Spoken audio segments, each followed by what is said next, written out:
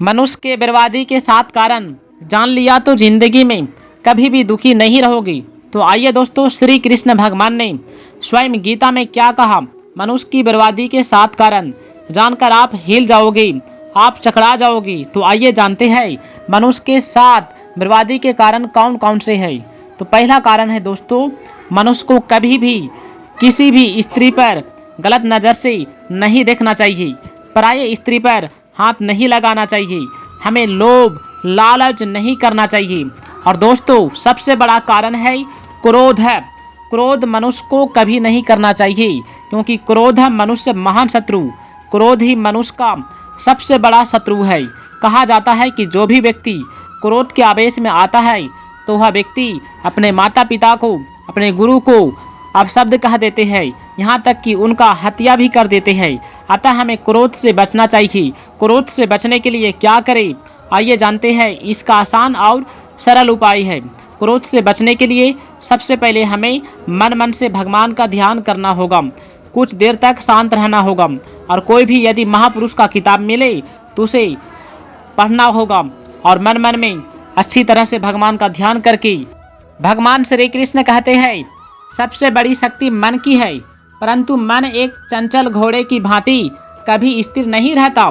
योग के द्वारा चित्र वृत्तियों का विरोध करके जो मन को काबू कर लेता है, उसका मन सर्वव्यापी आत्मा के अधीन होने से वे संसार की समस्त शक्तियों पर अधिकार जमा लेता है। तो इसलिए हमें मन को वश में करना अत्यंत आवश्यकता है। यदि हम मन को वश में नहीं कर पाते हैं तो हम अपना जीवन को बर्बाद कर देते हैं। अतः हमें मन को अवश्य वश में करने का प्रयास करते रहना चाहिए। आइए भगवान श्री कृष्ण ने क्या कहा, सबसे बड़ी बात जो सुनकर आप हैरान हो जाओगी। भगवान श्री कृष्ण कहते हैं कर्म के मार्ग पर चलने के लिए ज्ञान का प्रकाश होना आवश्यक है।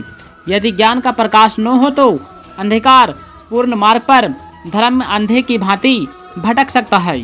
भगवान श्री कृष्ण कहते हैं अपने कर्म की अच्छाई और बुराई को हर क्षण परखते रहना चाहिए।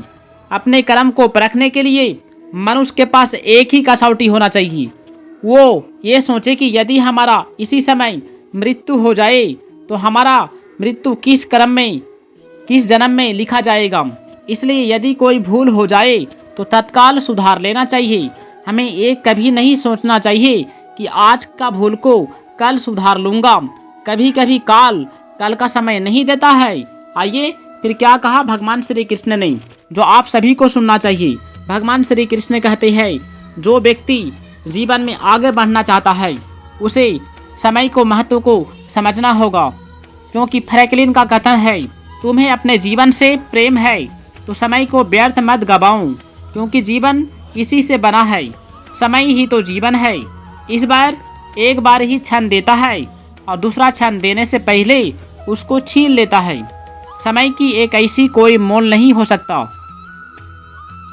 समय ही एक ऐसी वस्तु है जिसे खोकर पुनः प्राप्त नहीं किया जा सकता है। समय का कोई मोल नहीं हो सकता।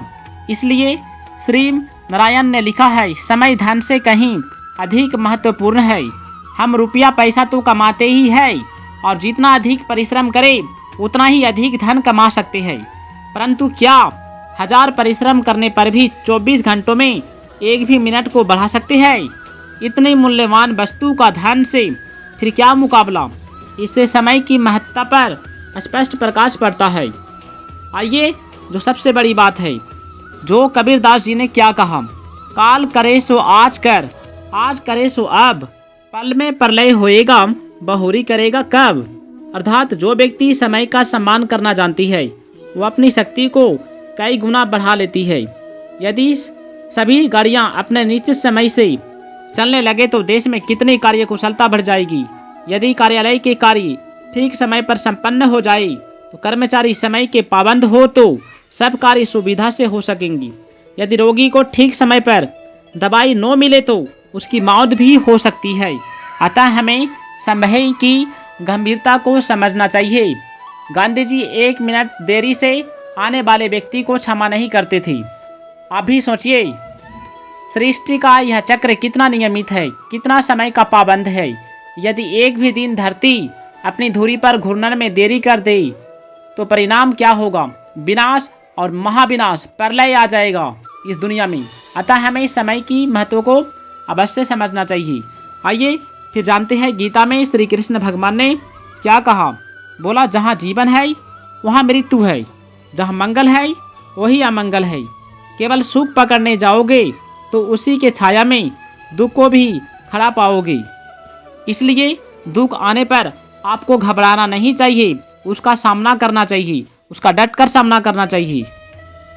भगवान श्री कृष्ण कहते हैं, संसार में उलझने के दो ही कारण हैं, पहला राग और दूसरा द्वेष।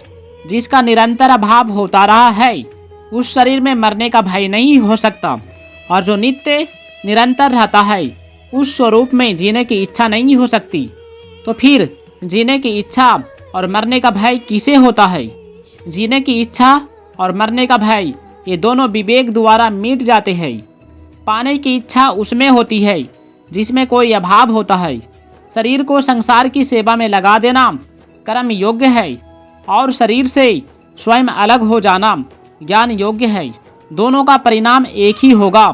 दोनों ही साधनों से संसार से संबंध विच्छेद होकर स्वरूप में स्थित हो जाएगी।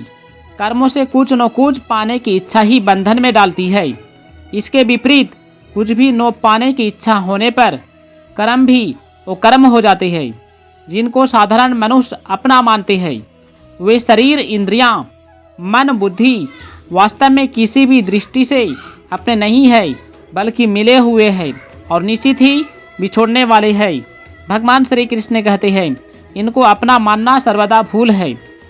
साधारण लोग फल पाने के लिए कर्म करते हैं, पर कर्मयोगी फल के लगाव को मिटाने के लिए कर्म करता है।